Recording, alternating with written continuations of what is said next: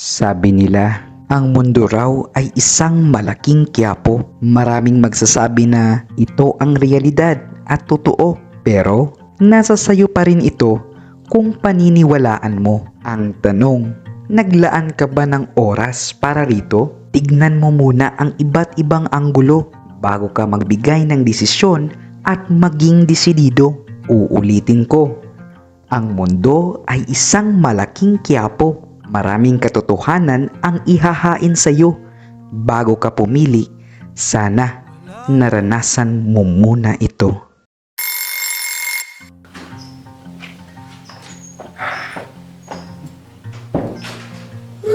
Oh George, anak, magandang umaga. Magandang umaga din po, tay. Kagigising mo lang ha.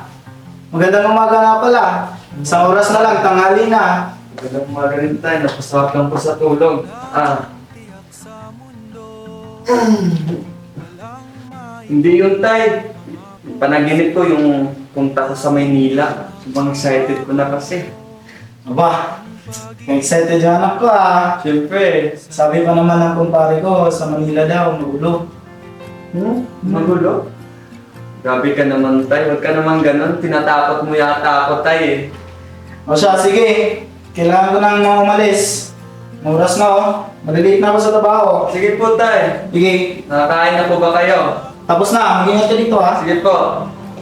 Lumuha ka nga kung mawalan ka man ng lakas. Siya, anak. Ingat ka dun ha. Opo, tay. Kung ano ang kailangan mo dun, sabi ka lang, huwag kang mahiya ha. Salamat po, tay. Basta handa mo yung sarili mo ha. Kasi yung sinabi ko sa'yo, Manila, magulo. Ay, huwag kayong mag-alala, tay. Ako na pong bahala. Di ba? Sige po.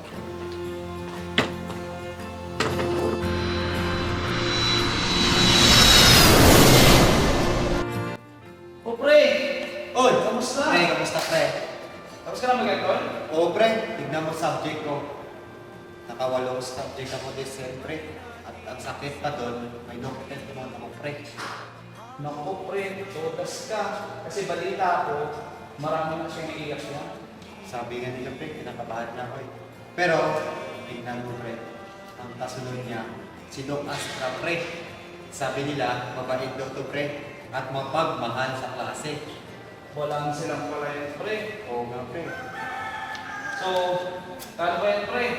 Mauna na ako kasi pupunta pa akong kantin. See you na lang sa Monday. Sige pre. Okay, ingat ha. At mamahalin kita.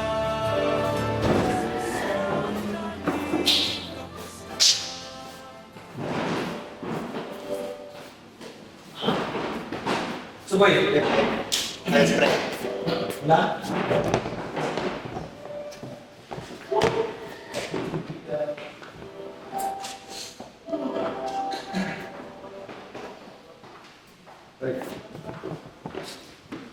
So, good morning class. Good morning, sir. Welcome to our first day. Sa hindi nag-aalam, this subject is Western Philosophy 1. So I will give you the syllabus.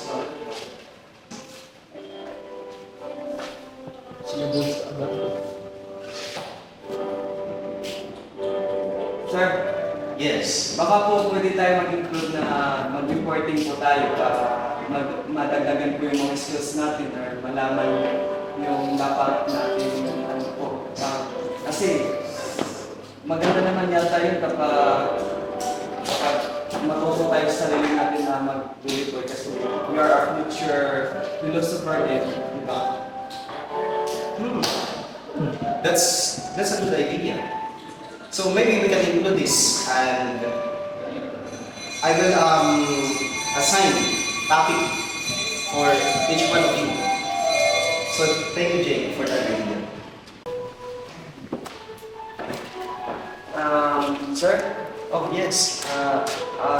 pwede po bang magtanong about po sana sa syllabus? Ano meron sa syllabus? Kasi po, meron dito, medyo nalimutan ko po kasi na paano yung about dapat sa annihilated po. I-annihilate. Yun lang, nakalimutan. Don't you worry. I will indicate that in your syllabus. Salamat po, sir. Okay, you're welcome. Sige po. Yung balita ngayon, tingnan mo. Tingnan mo po, itinitira ni Duterte si Pipiring Boy. Magandang umaga po sa inyong lahat. Pwede po bang magtanong? Saan po pala yung library dito? Bakit ka sa amin magtatanong? Mukha ba kaming gwardiya dito? Naalam yung lugar? Sorry, pasensya na po. Hanapin ko na lang po. Salamat po.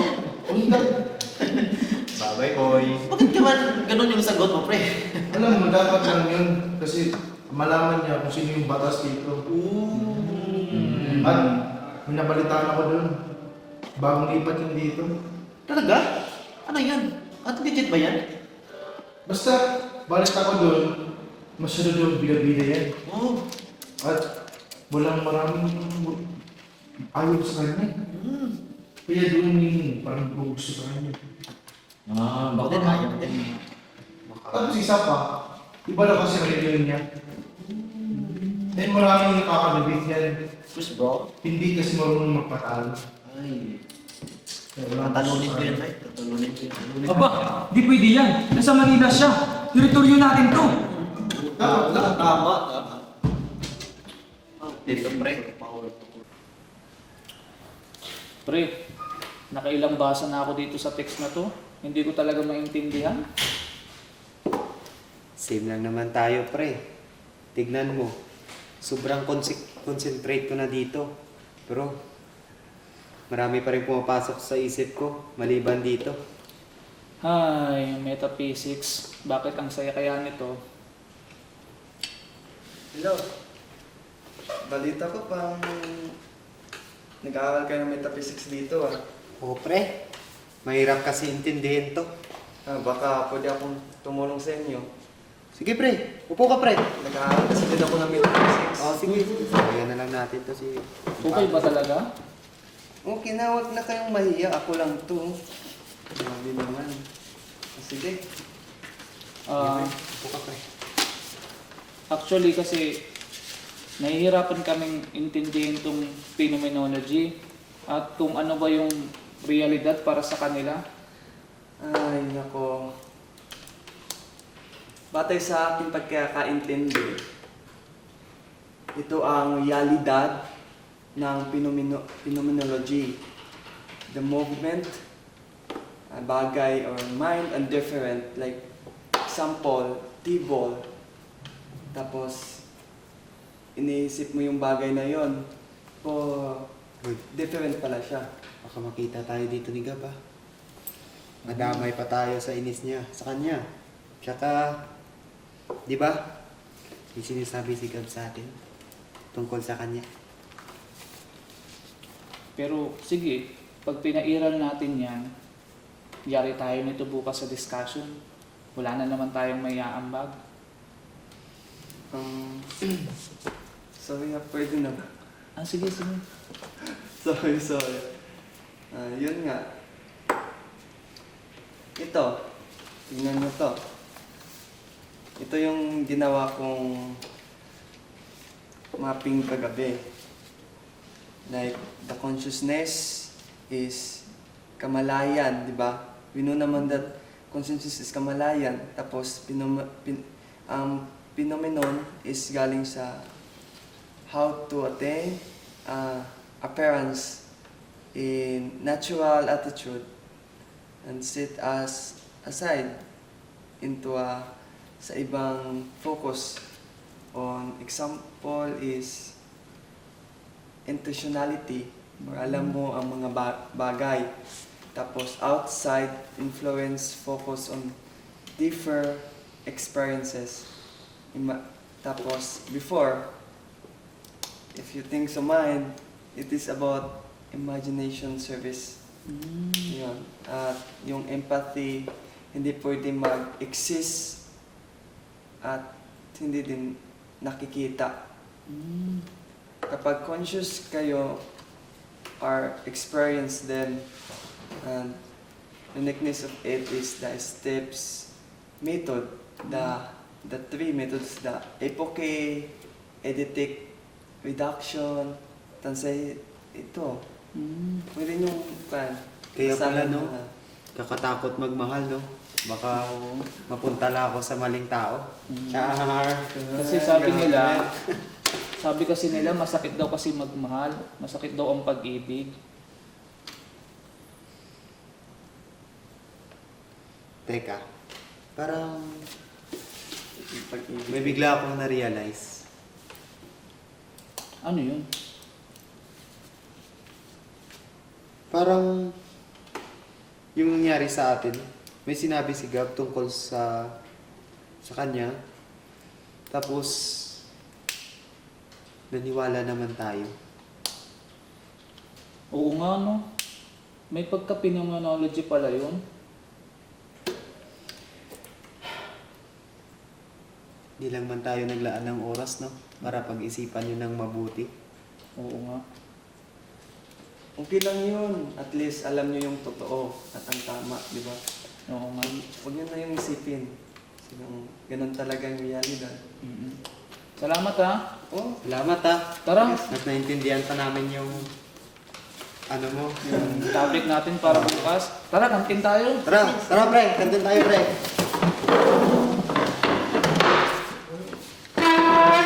Usapan natin din pre.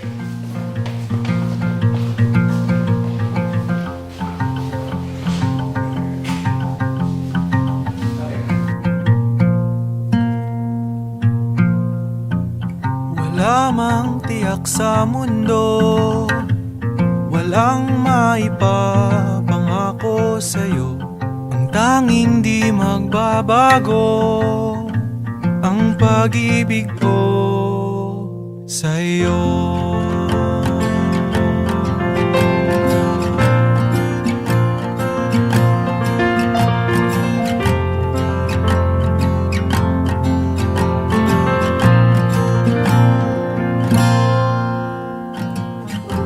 Umiyak ka akong umiyak, lumuha ka nga kung dapat.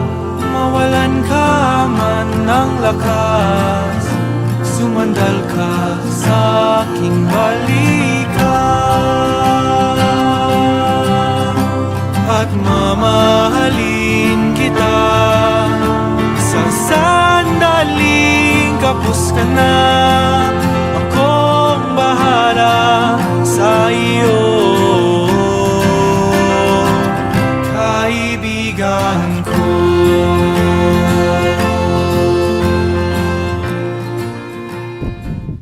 Sadya ka na pre ha. ilang yun. Siya pala talaga yung naririnig namin tungkol sa'yo. Ay, gano'n naman talaga ang buhay natin. Daming mga iba-ibang mga sinasabi ng tao. Pero sana hindi na yun maulit. Parang yung subject natin sa metaphysics, di ba? Kapag usapang realidad, dapat hindi ka nakikinig sa mga puro-puro lamang. Aba, may natutunan ka. Basic. Grabe. Magaling kasi yung teacher natin eh. Teacher. Di ba? Gabi naman kayo sa teacher. Hindi lang nga yata yung mga ano eh. Maliit Totoo na yun. bagay din yun. Galing mo magturo. Di ba? Ito na yung mga balingring. Yun na eh. Kala ko kasama natin yung to noon. Yun, dito na sila oh. Di naman sa ganun pre. Ipapaliwanag namin sa'yo. Kasi Babalik pre, na yung kwento. alam mo pre, natutunan na kasi namin lahat sa discussion natin sa metaphysics, kaya inalam namin kung ano yung totoo. Babalik na yung kwento Totoo daw. sa atin. Grabe. Ganun ba? Natin nyo para mabubuting mag-aral na kayo ah. Kasi ikaw Yun ba? pre, nalaman namin kung ano yung katotohanan. Kasi ikaw, yung mga kwento mo, binabaliktad-baliktad mo lang. Diba? Tsaka pre, hindi kami nagbago o nagpalimping. Kumbaga, binigyan lang namin ng oras kasi yun yung di ba sabi sa metaphysics, yung ideative, na kailangan bigyan mo ng oras ang isang bagay, yung fenomeno, para alamin mo kung ano yung totoo talaga. Narinig ko na yung dati sa akin. Kaya nalaman namin yan.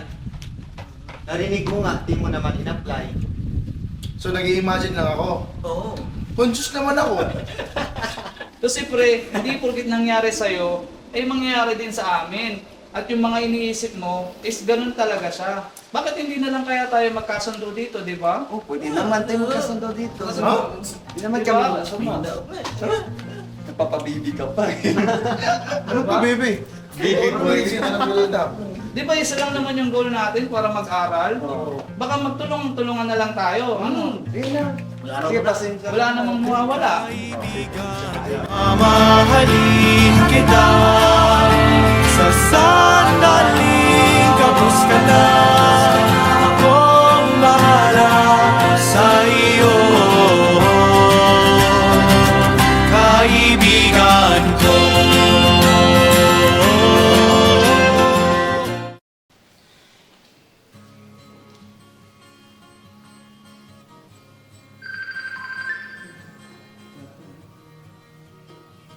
Hello, Tay. Kamusta po? Dito, mabuti naman anak. Nakatingin ako ngayon sa picture frame natin ngayon. Yung family picture natin. Ikaw ba? Kamusta ka dyan? Ito, Tay. Okay pa sa okay. Ikaw dyan. Aba, teka. Mukhang sobrang saya ng anak ko dyan sa Maynila. Uwi ka ba ba? Tay, well, hindi ka nagkakamali dyan. Sobrang dami kong naging experience dito magaganda na mga tao, naging kaibigan ko, totoo. Natatandaan mo ba yung sinabi ko sa'yo yung tungkol sa Maynila? Opo naman. At ako nang magsasabi sa iyo, Tay. Base on my experience, hindi totoo yun. Moral lesson, Tay. Huwag kang madaling maniniwala sa bagay na sinasabi lang ng iba. Mukha kasing totoo eh. Galing siguro dyan sa Maynila yung kaibigan ko.